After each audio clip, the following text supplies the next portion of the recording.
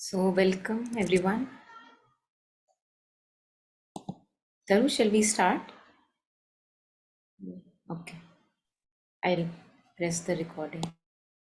Oh, I already started. Sorry. Yeah. Okay, go ahead, please.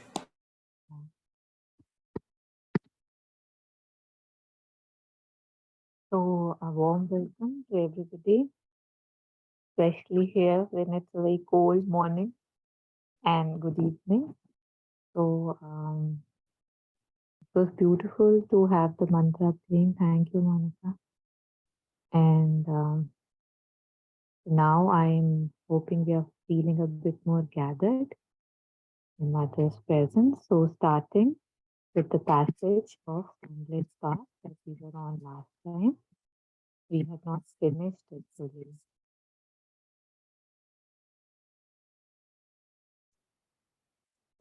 So I think we were on a passage, a child's desire, and and I think we were on this last paragraph. Should we read the whole thing, or should we just read the last one? What do you recommend? Yeah, I think this last one that we have to do. Yeah. Better to take up the last one. If you want an overlap, maybe one can read just to have an overlap. Yeah. Okay, so we will just read the full passage, but today we'll be focusing on the last paragraph. Sorry, I'm moving the screen too much. So, a child's desire. So if anybody is willing and ready, if they can read this passage for us, I'll request them to please unmute and read.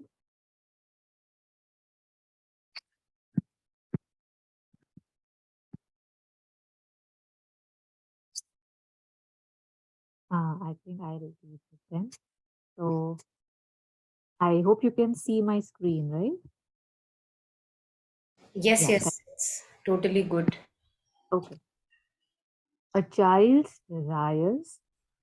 Sweet mother, how can we help a child to come out of this habit of always asking?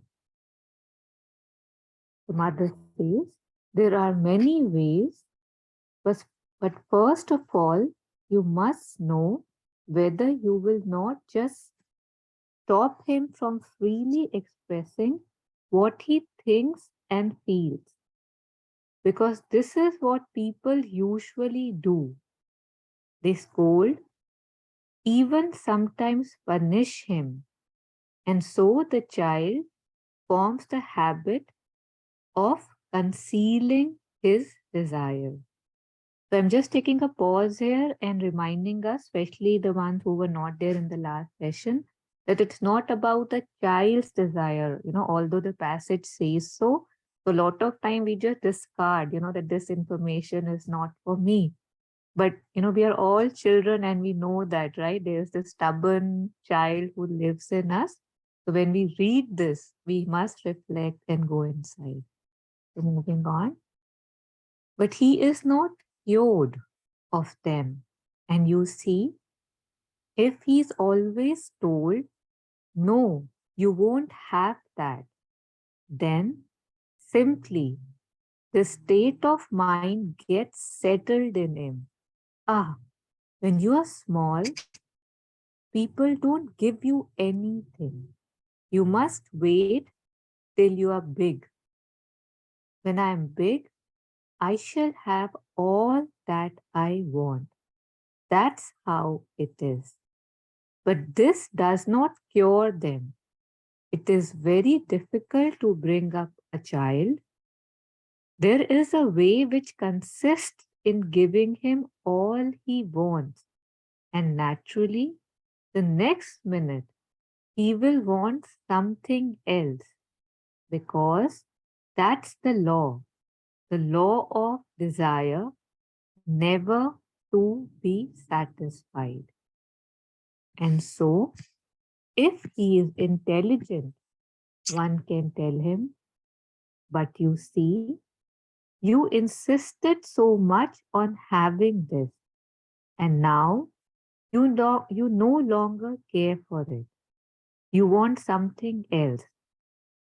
Yet, if he was very clever, he would answer, well, the best way of curing me is to give me what I ask for. Some people cherish this idea all their life. When they are told that they should overcome their desires, they say the easiest way is to satisfy them. This kind of logic seems impeccable, but the fact is that it is not the object desired that has to be changed. It is the impulse of desire, the movement of desire. And for this, a great deal of knowledge is needed, and this is difficult for a very young child. In fact, perhaps one should begin by shifting the movement to things which it is better to have from the true point of view and which it is more difficult to obtain. If one could turn this impulsion of desire towards for example, when a child is full of desires, if one could give him a desire of a higher kind, instead of its being a desire for purely material objects, you understand, an altogether transitory satisfaction. If one could awaken in him the desire to know, the desire to learn, the desire to become a remarkable person, in this way, begin with that.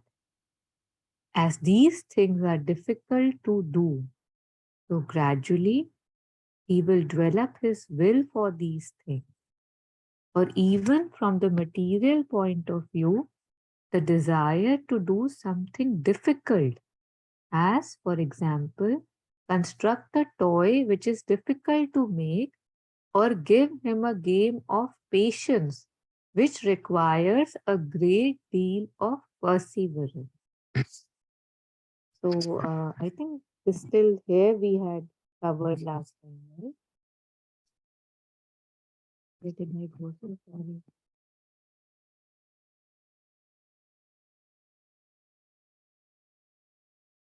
Yeah. So now we have to take up this last para. So would anybody like to read it? I've covered the last session.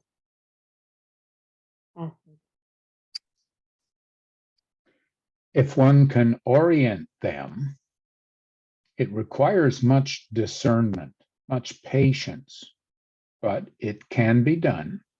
If one can orient them, and if one can orient them towards something like this, to succeed in very difficult games, or to work out something which requires much care and attention, and push them in some line like this so that it exercises a persevering will in them, then this can have results. Turn their attention away from certain things and toward others. This needs constant care. And it seems to be a way that's most, I can't say the easiest, for it is certainly not easy, but it seems to be the most effective way.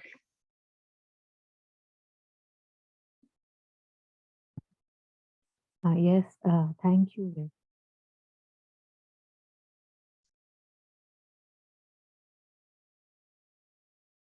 So just adding on to what you were reading earlier, the part that we had already covered, and where in the last discussion we had reflected that since we are all somewhere stubborn children, and something from Sri Aurobindo on that, exactly that, which I resonated with. So this is from Letters on Yoga Part 3, and the title is The Difficulties of the Path.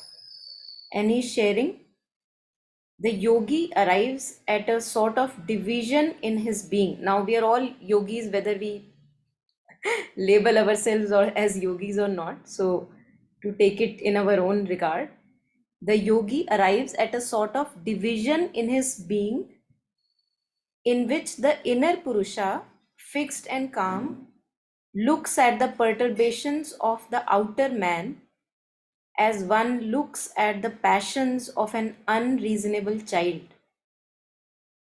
That once fixed, he can proceed afterwards to control the outer man also, but a complete control of the outer man needs a long and arduous tapasya. So this is a reflection on Sri Aurobindo and mothers, what they say, that first we have to develop this witnessing stance in us. This is one of the first absolute necessities on the way, because so there is surface consciousness, and I have to become a witness of that surface consciousness again and again in all the activities of my life. I'm looking at the thoughts, I'm looking at the feelings, I'm looking at my desires. So just giving ourselves a breathing space from all that, and then what happens is that I'm able to see a division in myself. I'm sure we all have had our experiences of looking at such a division in ourselves, where you see some old pattern coming up, but you also see that now you're on not in the grip of the pattern. You don't want anything from that pattern, although you know that the resistance is still there. So that witnessing aspect becomes more concrete. And now you're standing firm, and you know that this cloud will pass, because you don't want to listen to the dictate of that lower resistance that has come up again, some ego pattern or the demand or whatever. So I think this is very helpful. And lately I have had one experience where it was very beautiful to see, and only after that experience I read these words by Sri Aurobindo, where I could see that there was a lot of resistance, somewhere in me, some old pattern behavior coming, like wanting to show up. But I was damn sure that I'm not going to listen to the dictates, because I had done that enough. No, but the resistance at the physical level, I was still feeling. It was a physical discomfort that I was feeling. But I knew somewhere, I kept sticking to Mother Sri Aurobindo, knowing that this cloud will pass. And also, I could see this division in me, that there is a darkness, there is a lower demand or a dictate, but something in me is not yielding to that.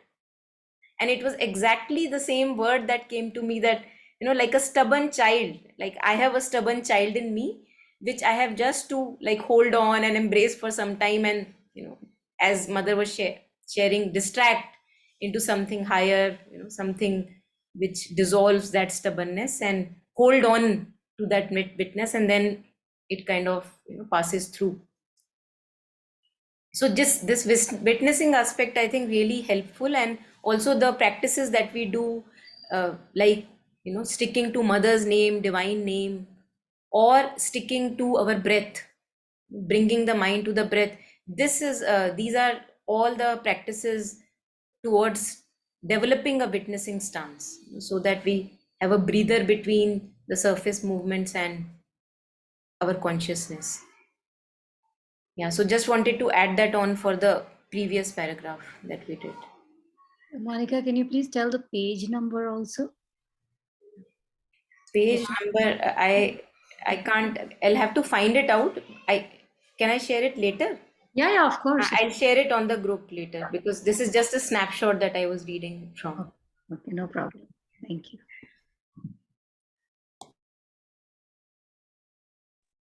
Yes, thank you.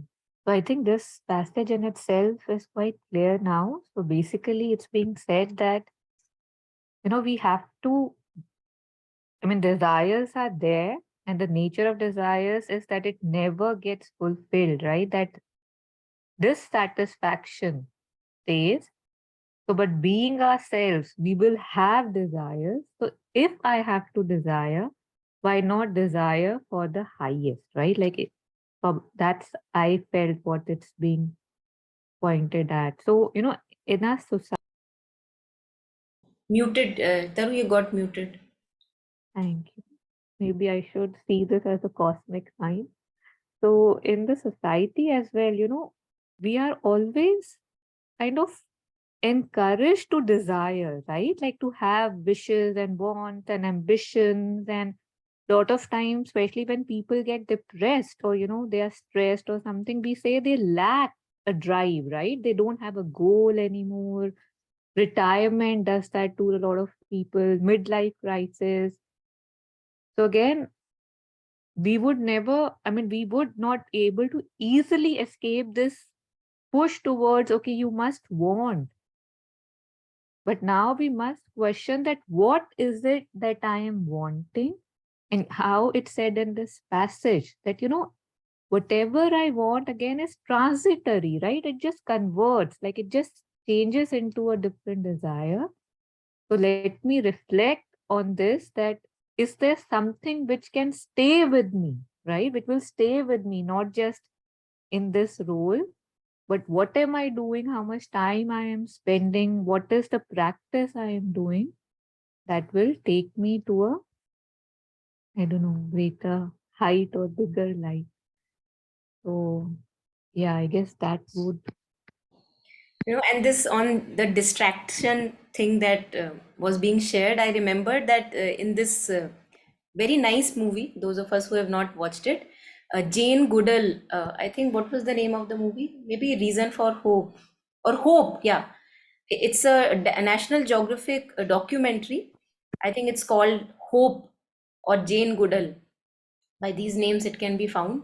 And there I saw that what she observed in chimpanzees, Jane Goodall, she said that the way they educated, in one sense, their children, the chimpanzees, what they were doing is that if the child got stubborn, they actually used this method of distraction.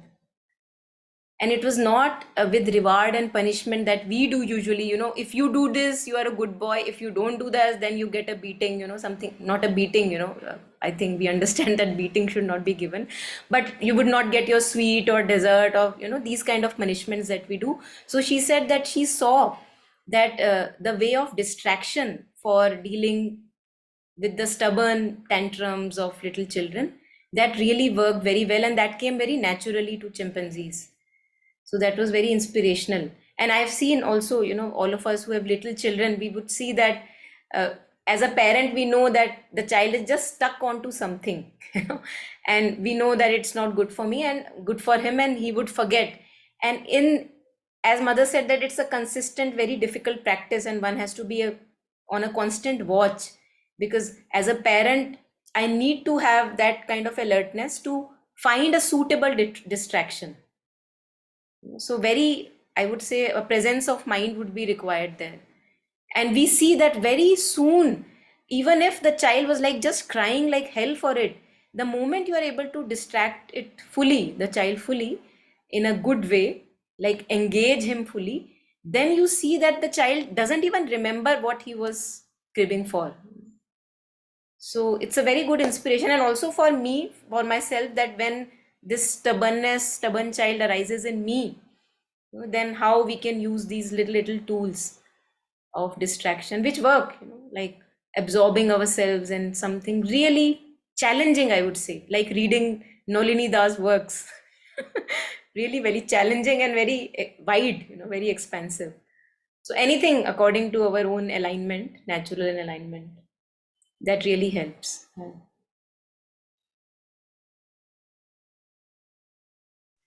It reminds me, this example of the chimpanzees, that while we are mental beings, we are in animal bodies.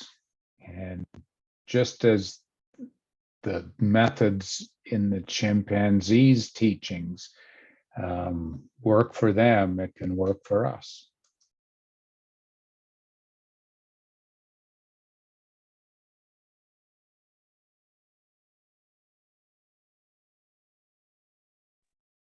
Yes, thank you, Rick. We are divine beings, physical body.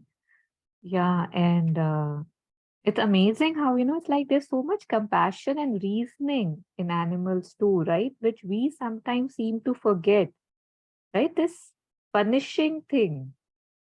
I don't think it would be in the animal kingdom. Like, I don't know. Don't underestimate, because if Okay. her research of so many years, actually it shows that it was so actually very stark, because we think that animals are very subtle and very innocent, and on one hand lower animals are like very true to their nature, like dogs and maybe cats. But if we go to these animals like chimps, which are now moving towards what Rick was sharing, like a mental, being towards a mental rationalization. So there they see that even warlike attitude, being jealous, being in depression. So all these now relating with that thing, that we have to now arise from all these things, because yes, this is coming from our animal patterns. Jealousy, hitting at each other, uh, having little organizations like cults and attacking each other. So this starts at that level, according to her research. So, but now, even as human beings, when we are engaged in world wars and all that, what is the change that we have done?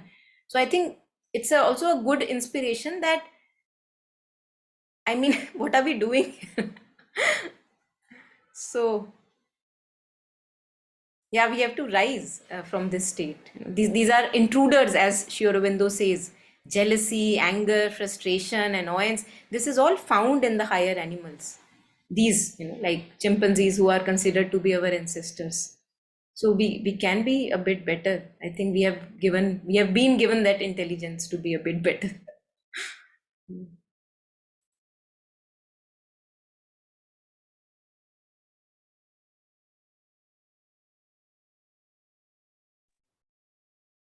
Any more reflections, or we can then move to the next passage if none. It's just giving us.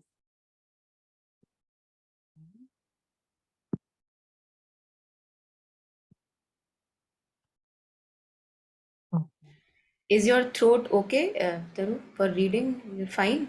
Go ahead. Yeah, but if I mean, I would really like if somebody else can also read. Yeah. Yeah, Sartha ji, you're reading? Yeah, I'll read. Oh, wonderful. Thank you. True need and desire. It is very difficult to find the borderland between a true need and a desire. And there we really face a problem which compels an extraordinary sincerity. For the very first way in which the vital meets life is through desire. And yet there are necessities. But how to know if things are really necessary, not desired? For that, you must observe yourself very attentively. And if there is anything in you which produces something like a small intense vibration, then you may be sure that there lies a desire. For example, you say, this food is necessary for me. You believe, you imagine, you think that you need such and such a thing, and you find the necessary means to obtain the thing. To know if it is a need or a desire, you must look at yourself very closely. Sorry, I lost 1 minute.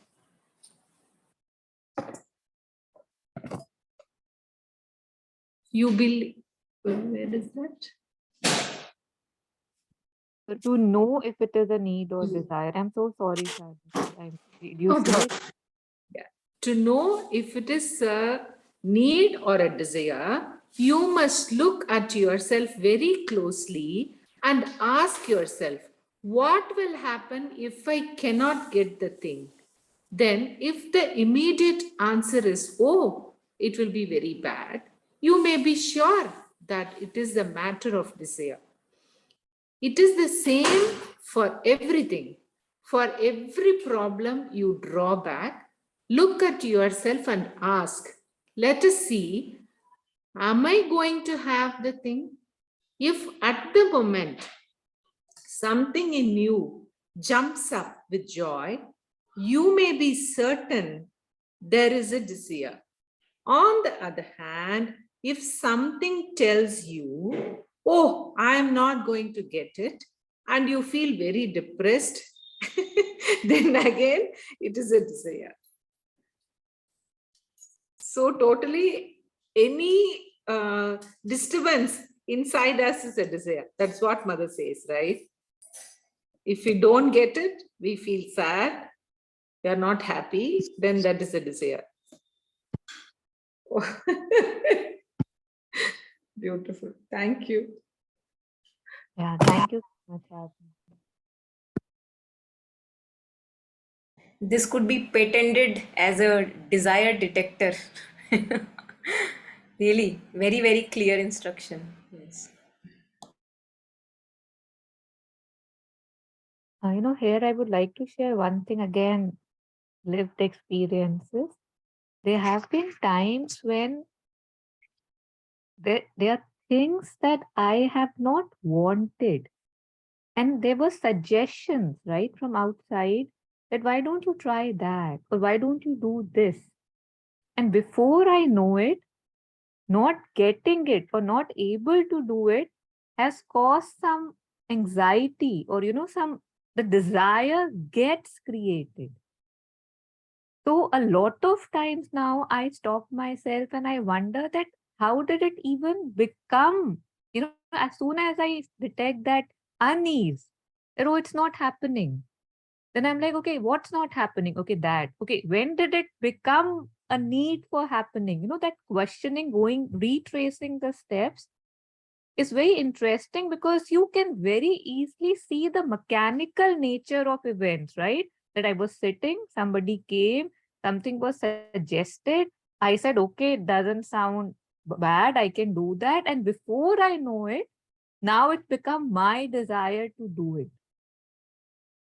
So there's so much that I am doing, I could be doing that it's not something I want to do. And if I want to do it, I can also do it with a lot of, like it said, right? That if it happens, happen, doesn't happen, doesn't happen. And yet, because it's a slippery slope, this is really important to know, to ask yourself, like it said, that what if I don't get it, right? What movements do I see in me, if any, that no, you're not going to get it. Okay. So just it's a very engaging and a very, I would say, like, it makes me very conscious of where and how, which seems that it should be obvious, and yet it's not. It's not obvious. It creeps in again and again. That yes, let me grab it, let me grab it. And then I associate things with it, right? That when I have it, this is what I'll get, this is what people will think, and those things. So it becomes impure. Yeah.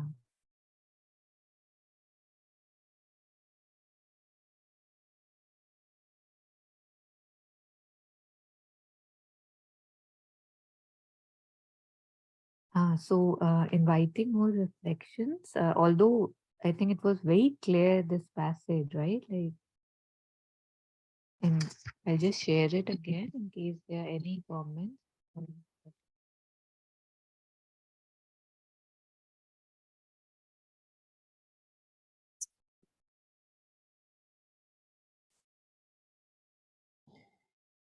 I just want to add on to what you shared.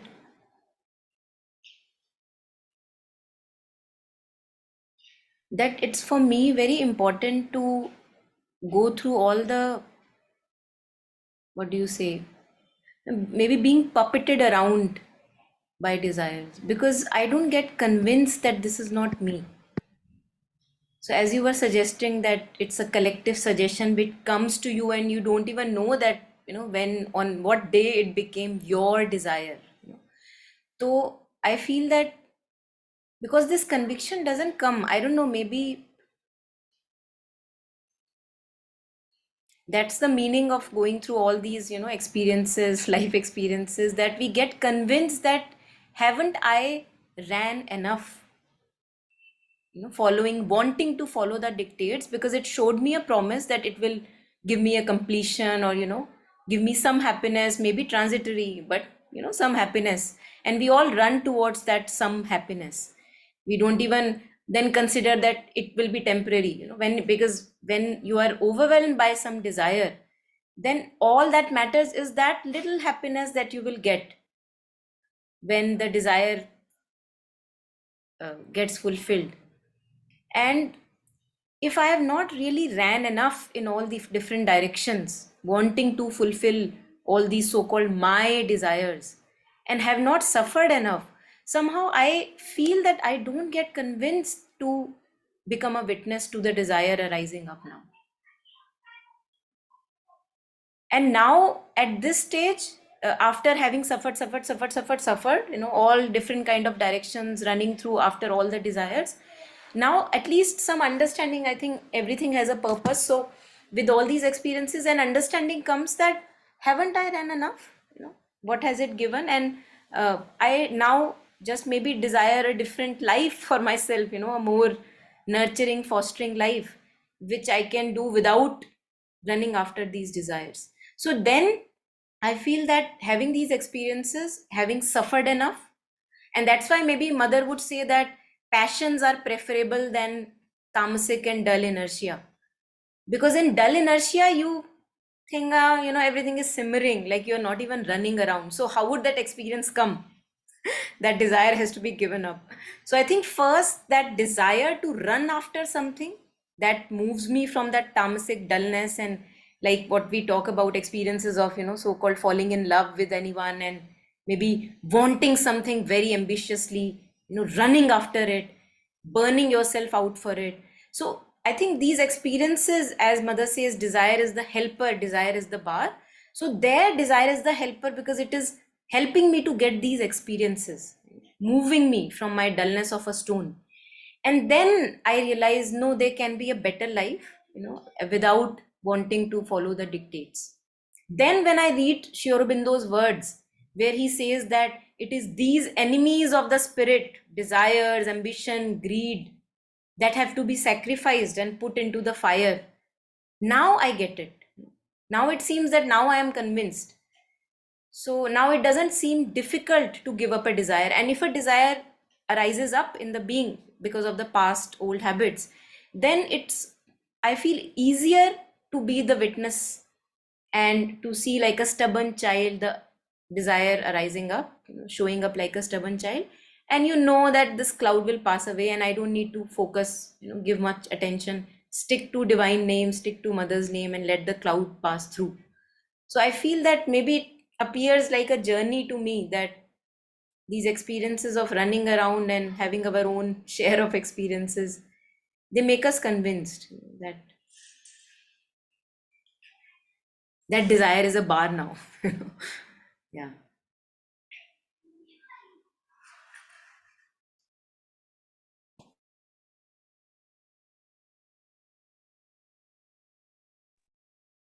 I think this ties up with the last passage, right? Like how that discernment is needed and how you can now see whether this is the highest, right? Because lot of times desire doesn't come as desire. Like it started in this passage, right? It feels like noble, it feels like uh, this. So I actually want. So this small mantra or this key that what if you're not going to get it?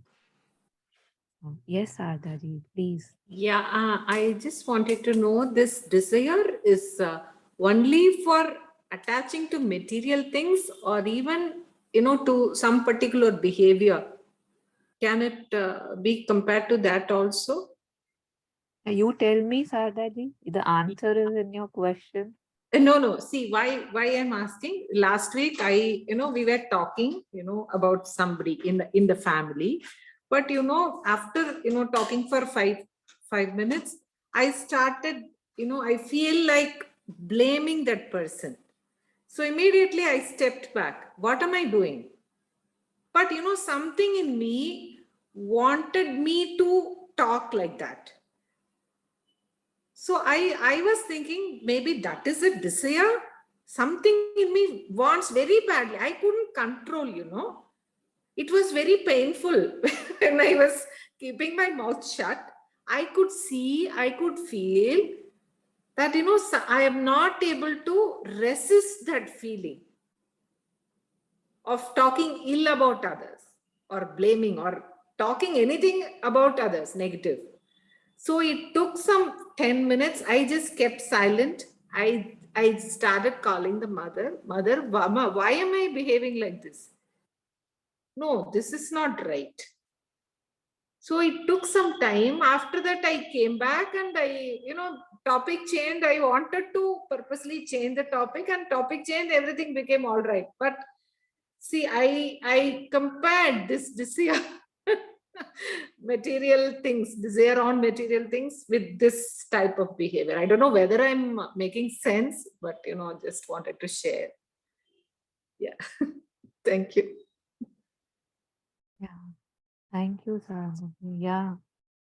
In this week's Harmony Circle, if you remember, we had watched a video. In the video, it basically said that, we are often, it feels like a punishment when we are trying to change, when we are trying to drop the old habits, when we are trying to move towards truth. The falseness in me, the false in me, the ego, the nature, they try to punish, they make it harder because it doesn't like change. It likes us to be where we are, right? Because in that, we are under its control. You've lived that pattern for so long. If somebody has been in our house, but they have lived there for so long, they get the tenant rights, right? Like you cannot just ask them to leave. They will take you to court. They will talk to 15 neighbors that see what he or she is doing. So in my ignorance, I have had so many things live in me, which it wasn't their right place. And now that when I'm seeing that, oh my God, okay, what are they doing to me? No, no, please leave. I don't want your darkness. They will rise up, right? They have the right to rise up that how do I leave? No, no, I have lived for so long. This is my land, right? So that fight has to be there. But for this, the recognition, I think, is a very auspicious and a blessed thing that now I see that you were able to catch that. Okay, I want to say bad about that person. That is so beautiful. And then the journey is after this that I see it and slowly it loses its grip.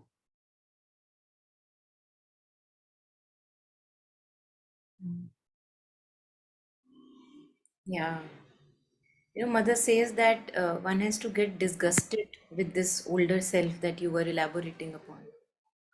So now, as you were sharing that one has a consciousness that yes, something is arising, that which is a bit uneasy. I would rather not follow the dictate, but because I'm used to, like an old habit, I still follow. But we feel the unease in the being when we follow the dictate. So we will, if we closely observe and we at any point of time we follow such behaviors which are just old patterns, old habits, and they're actually very clearly, very, very clearly to our discerning eye, they are ego patterns. We don't have to admit it to anyone but our own self, that very clearly, because they are constricting in nature. They narrow us down, they suffocate. It doesn't give a very wide and expansive feeling when we follow these behaviors which have been living in this house for a long time. And to know that, that's why saints like Kabir, Kabir has said that as long as you have breath in the body, that long I need to be vigilance. Why? Because it can show its head up anytime. It doesn't matter how realized in other people's eyes a guru one may be, really. And that is why we see that many times, uh, even so-called very publicized gurus or masters, they become a trap because the ego personality shows up and it can just kind of capture the boat at any point. So one may be a channel for the divine for a long time, but if one slip of vigilance, and just completely capsized by the ego consciousness, because it's not going anywhere. And Sri Aurobindo shares in his, in the summaries about all these realizations, psychic realization, cosmic realization, he says that it takes a long and arduous tapasya for the ego consciousness to completely dissolve, wither away, that it doesn't rise up again. Long, long time. So this vigilance, I think, as mother talks about these cornerstones, these 12 attributes, one of them vigilance. So sincerity that yes, something did arise. And then vigilance that yes, I don't want to follow the dictate. I know it is suffocating, using the witnessing discernment. So these have to be our constant companions. And one has to lose a taste for that unease, because it brings so much of discomfort to the body when you listen to that evil demand. And it's not like very strong evil like a rakshas or something coming up. It's just a very subtle evil demand. You don't even realize that it's carrying a dark character. We think, oh, it's harmless, but when we follow, we feel that unease in the being. So one has to lose the taste for that unease. Once we lose it, then even when once we are, by mistake, we follow the dictate of that old behavior that you were talking of, we will see that it brings so much of unease in the chest level, like you feel constricted, that oh my god, what have I done, like as if you betrayed your own self. Yes, Monica, very, very true. Yeah. So many times we are able to experience that. Yes, and it's there in mother's prayers and meditations, this pang in my heart, mother says, that I feel a pang in my heart, and then I just delve into you stick to mother name, Sri Aurobindo's name, and ask for inspiration, mother says, to set the error right in me and out of me, two things which are one. November 2, 1914, I guess, the prayer. One of the things that I remember.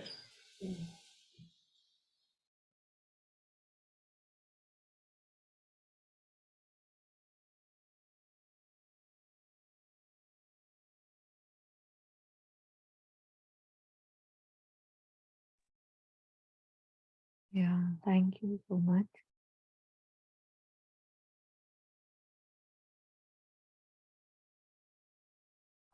Sorry for bringing this example with the desire, but I just wanted to know. That's why I asked.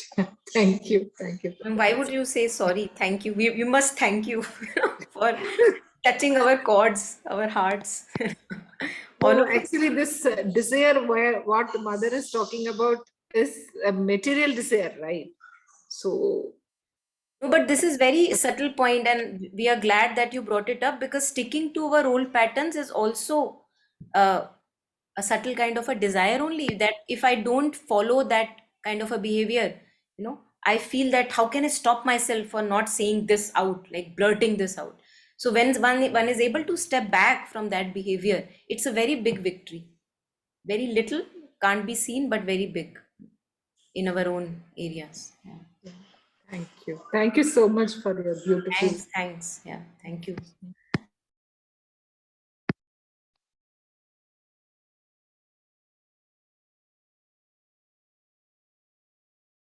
So what do we do? Do we move ahead, or do we take more sharings? If anybody Yeah, has this any, one, I think we can take this one. this one, give up. Give up. How big is this? Maybe we can, Yeah, we can take it we up. can take. Yeah. So we'll go to the next passage. Give up desire. If anybody would like to unmute and read it for us, that would be lovely. I'll go. Yeah, thank you, Pratima. Give up desire. The Buddha has said that there is a greater joy in overcoming a desire than in satisfying it. It is an experience everybody can have, and one that is truly very interesting, very interesting. There is a kind of inner communion with the psychic being which takes place when one willingly gives up a desire. And because of this, one feels a much greater joy than if he had satisfied his desire. Besides, most usually, almost without exception, when one satisfies a desire, it always leaves a kind of bitter taste somewhere. There is not one satisfied desire which does not give a kind of bitterness, as when one has eaten too sugary a sweet, it fills your mouth with bitterness. It is like that. You must try sincerely. Naturally, you must not pretend to give up desire and keep it in a corner, because then one becomes very unhappy. You must do it sincerely. Win your little victories. Very beautiful.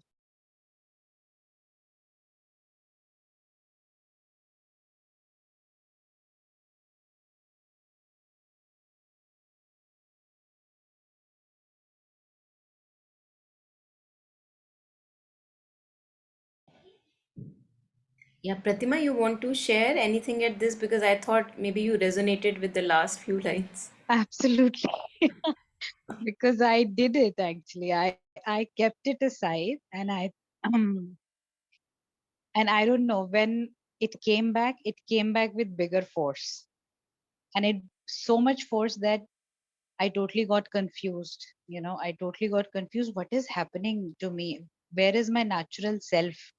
And I totally lost it. Like, there was a lot of fear, there was a lot of confusion. I would say still I'm not out of it, but uh, there is a because of these sessions also, there is like a gain in the faith, that, and that you keep saying this, that disgust actually. So I felt disgusted, and uh, yeah, so leaving it to divine. So there is no other way. This is what I could, because I can't do it. It's only the grace that, it's only the grace, I would say, that can help.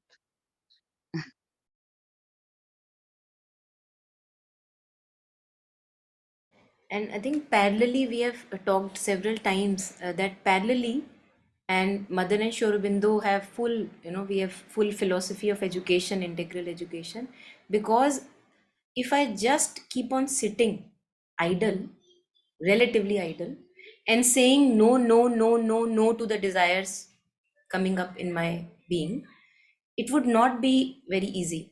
I would not be able to do that. So if the example that I use again and again, maybe a relatable example, is that if I am just desiring to go out shopping, and this thought of shopping coming to me again and again, I'm now sitting idle at home, not much work to do, relatively idle, not much work to do, unemployed relatively, and this desire, I have to go to shopping today, I have to go to shopping today, this is coming again and again, again and again. Now if I continue to do the neti neti of it, no, no, no, I have to step back from desire, no, no, no, I would not be able to do that. And that's why what Pratima was sharing is relatable, because then it comes with increased force. The other day I said no, I have to today go to a mall, and then we go and whatever, our experience. But the thing is that we have restless energies in our being. All these energies have to get channelized. So if they would not be channelized in the direction of fostering ourselves and nurturing our abilities and talents, then they would go haywire, and they would, like a, in India on Diwali day we have firecrackers, and if one firecracker goes like puss puss puss puss, it goes like weird, it can just go anywhere, it can blast anybody's house. So along with the de-addiction of these demands again and again rising, which now we have an understanding, not good, not good, we have to parallelly cultivate some goodness, cultivate these nurturing talents and abilities that we have. So if one is inclined towards maybe singing, so spend time learning skills at singing, some gardening, or nature walks, maybe social service, doesn't matter what it is, maybe doing mopping the house for somebody, that can be very relieving. So the thing is that the energies have to be channelized, because it becomes very difficult that, okay, mother has said to step back from desire, and today I'm just going to step back from desire. So then won't be able to do that, because the energies are unemployed. And that is why in whatever little sphere we can contribute, all of us are beautiful abilities, all of us have a package of abilities. To to dig them out, mother says, digging them out, it requires a lot of observation. She says, dig them out, and in the meantime, she says, whatever task you are doing, in the meantime, while you're finding out what are my natural abilities and talents, let me nurture them. Whatever little task you are doing, what Pratima was also sharing upon, that do it as a servitude to the divine. Okay, why am I doing this? I will do it for the mother, or the divine, for the universe. I'm doing it as an offering to that I am here and I'm glad to be here, and let me offer my presence and time to the universe. So then slowly life unfolds in a way that we are guided into the right direction with the right attitude. So this parallel, I feel, nurturing is very important. What in Sri Aurobindo's yoga we call as swabhava, the natural inclinations of the being.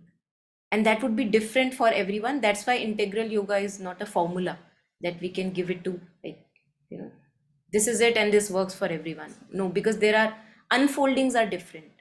For some, it may be maybe taking a lead role. For some, it could be actually taking a role where you are a follower. Very, very true, because that person is a natural follower.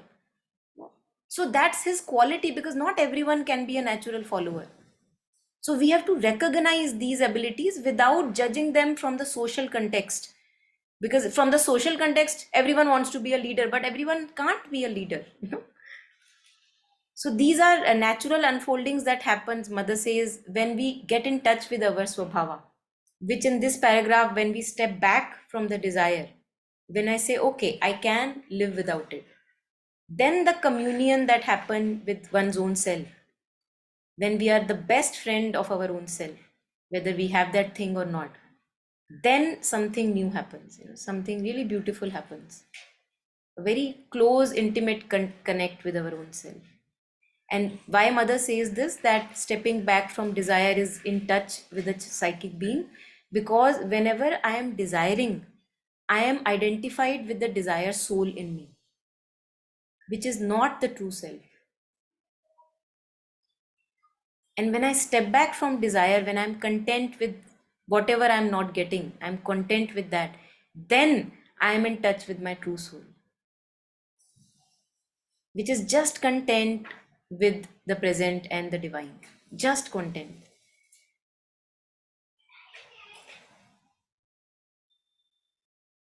So this is the whole journey. Mother says that our journey as a human being is from desire soul to the true soul. So that's why stepping back from desires at one stage of our life becomes very crucial step, because then we are always feeling lost in our life. We don't know which way to go. Mother says this, father says this, friends are saying this, they are saying get married, have children, but I have no idea what I want, because I never stepped back into myself. And of course, as all of us know, all of us are on the journey, it takes time. We need to give this time. We can't just in one day sitting with ourselves get to know, what is the unfolding of my life. This has to become the most prior thing in our lives. Wherever we are, it doesn't matter. We may be on the move, on travel, but this must be the most important preoccupation, being in touch with myself.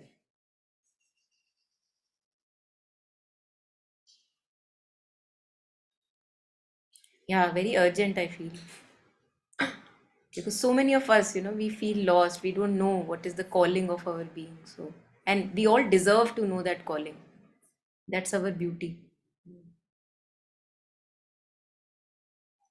Somebody may be very good at writing, Somebody may be very good at organizing things. We all know we have these characters, these are the characters which are very special and unique to us,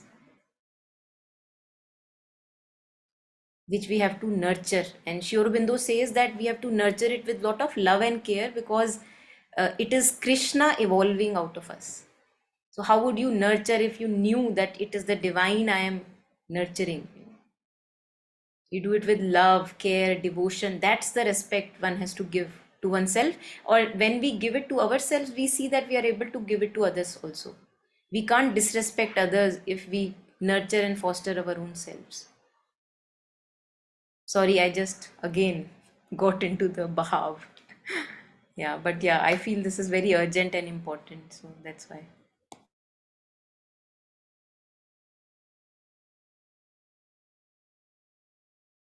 Sometimes when we talk about, feeling disgust or like fed up of the desire and, you know, running here and there, as you said, that when will we get tired of this?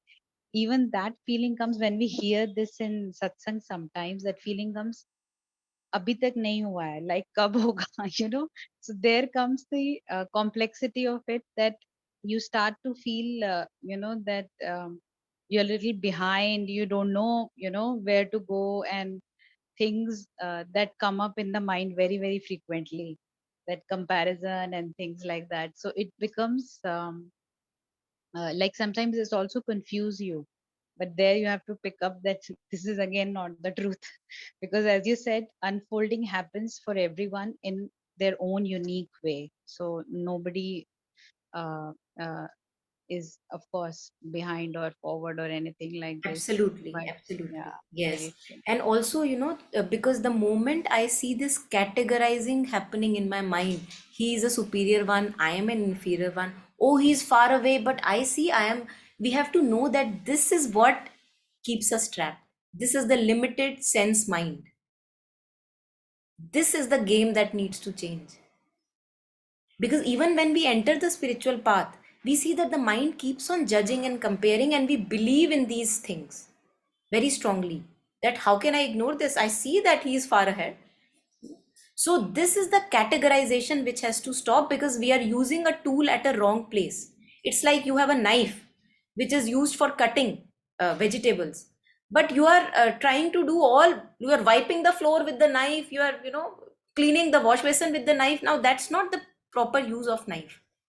So the mind is only, as Mother and Sri Aurobindo say, we also see in our life, mind is a tool for organization, sorting. Like when we are sorting our house, it's a very good tool, mind.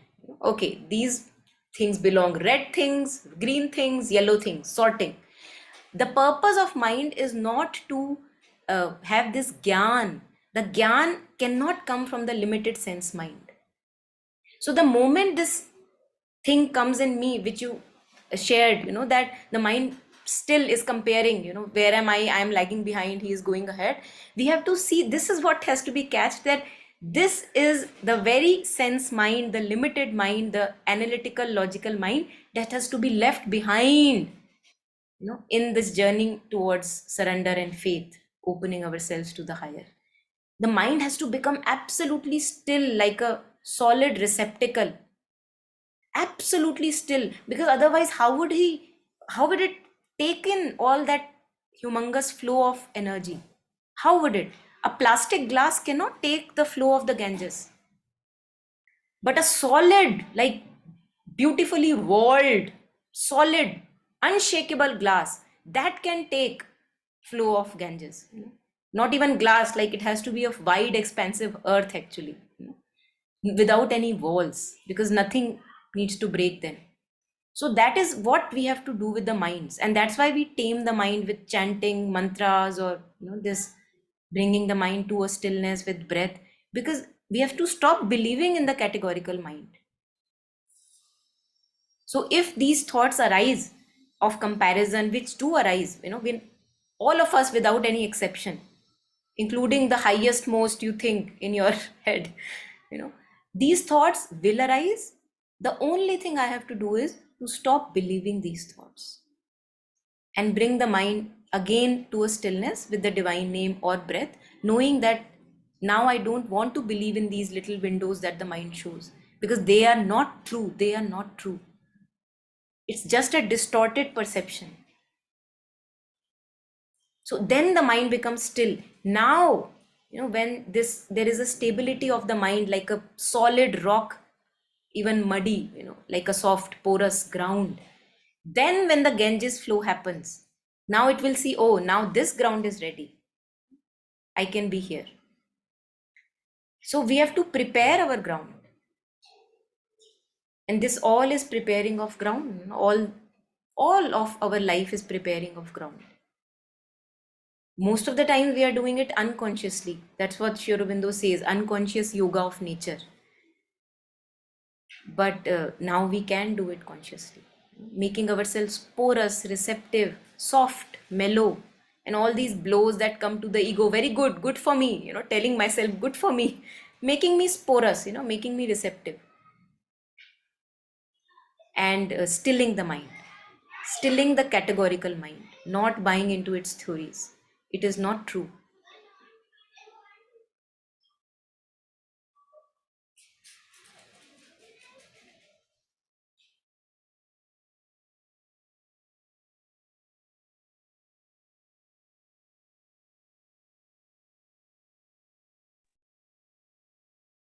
This sorting and organizing, Monica, that you were talking about the mental domain, so much sorting and organization is needed in me, right? Like what you are saying, that okay, a thought of judgment, okay, in the junk basket, right? Like that also is my sorting and organizing. When yeah, the judgment part really plays a very big, has a very big hold on us, that if offered and recognized and offered, it really frees up a lot of space for the actual things that make a difference to shine. Um,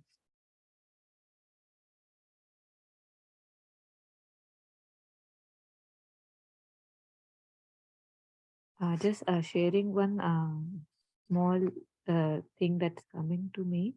I had a relative who was very interested in cooking.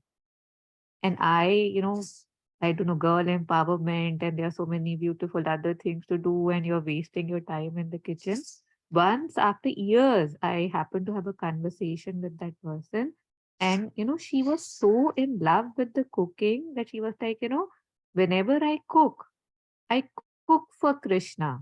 So all the time that I spend in the kitchen is so joyous because I know I'm cooking for my Krishna. And I was like, wow, like, wow, I didn't realize that that is also a possibility, because for me in the kitchen, it's like, oh my God, I have to cook again. It's like again the feeling. And after a few years, again, I happened to be with that person. And I was like, you told me that, and that really was very inspiring for me, because I couldn't imagine that that is also a possibility. He said, no, no, now I've changed. I was like, how so? He said, now I say that Krishna is cooking, and now I'm just with him in the kitchen. So now I feel that it's even more joy thinking, knowing that he's the one who's cooking. I'm just a bystander.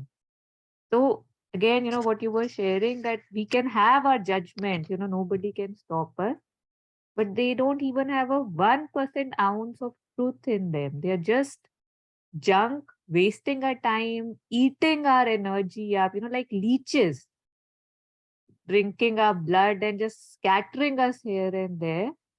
The truth is, we know nothing about others. Is a different thing. We know so little about ourselves. So if I have to spend time, why not spend time in things that can actually make a difference, make me light, make my life simpler than all these places where I see myself, not knowingly, even not wantingly, and yet being there and spending time. Yeah. So yes, Priyanka. That was very beautiful, Taru. You said that, like, cooking for Krishna and then Krishna cooking. How beautiful. मेरी बिल्कुल आंखें एकदम से और चेहरे पे हाँ, एकदम से स्माइल और पता नहीं. It was so beautiful to hear that, and it resonated with me because cooking has been a very challenging area for me.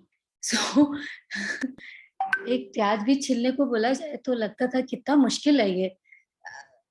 Somewhere, the mind would not want, it was a challenge, let's say, that I had. I was some kind of autism. And this COVID, these 2 years, it was an opportunity for me to indulge myself, because it was just, the situation was such that we all experimented with so many things. And it was, I rediscovered myself. Uh, I, I felt my creativity getting enhanced, because पहले kitchen में खड़े होके ये लगता था क्या मसाले डालूं अभी इसमें, ये वाला डलेगा कि वो वाला, और अभी पता नहीं कभी अच्छा बन जाए कभी ना बने. But I never wanted to ever say anybody ये मैंने कुक किया, बिकॉज मुझे ऑलवेज हैड फेल्ट दैट ये this is not ever going to be good. And while cooking for a few days, I realized that I've started writing, my poetic instincts, which were probably deep inside and I never even knew. Uh, it just, there were so many other things happening, but this was also a very supportive thing for me, and it just flew. Everything just happened. And so it created a pathway, because while you're cooking, then it's like you're just being in that moment, and trying to make it taste good for everybody, and trying to think uh, what to cook today, and creating a mental image of how should it look, what should be the presentation, the color, and how I want it. And all this, I think, was very spiritual for me, So, so everything is for a purpose. And so truly, Krishna says in Bhagavad Gita that every action, everything, if we can, I think it is He only who gives us this insight, and it's not us, it's Him only. That even if He's making us create, giving us that vision or thought, or revealing this particular, this revelation happening inside or unfolding happening, it is His grace only. So I learned cooking. So that's why, and I think I've become a little better at it, but still not very confident. And one sentence that has been continuously staying with me today is that while I've been hearing everybody, is that to not have a desire is also a desire, isn't it? Does it not start with that? Yeah, so that's it. I'm going to stay with this. Yeah, Monica, I just wanted to share a line from Tamil. Okay, it's about Priyanka just said. It resonated with me. ஆசை அருமின்கள் ஆசை அருமின்கள் ஈசனோடாயினும் ஆசை அருமின்கள். So I'll translate it. So don't desire even for God. Even that is a desire. Beautifully said, Priyanka. I like that line very much. I will translate this poem. I forgot. I'll translate it and share it in the group. So beautiful. Yeah, beautiful. Yeah, thank you. It resonated very well. When I was in class 6, I read this Tamil poem. It always sticks in my mind. Beautiful. Yes, thank you. Thank you for sharing. Thank you.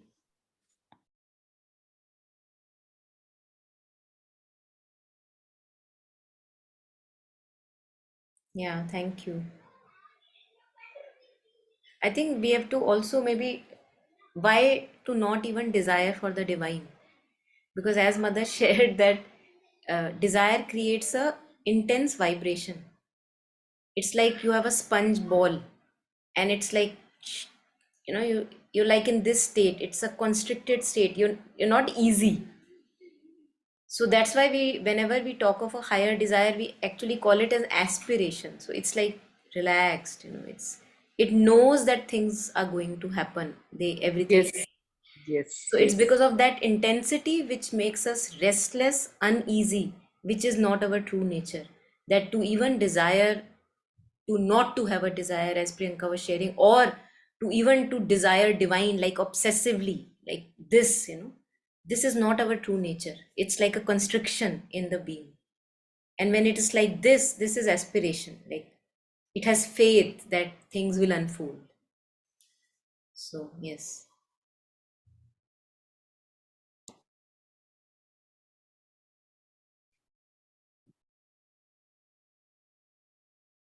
So I think we can end this here today. Thank you so much for joining in and for staying through the session. And Thank you. Thank you. have a happy Thank weekend. you, everyone. Thank Thank you. Thank you, everyone. Thank you. Thank you. All right. Thank you.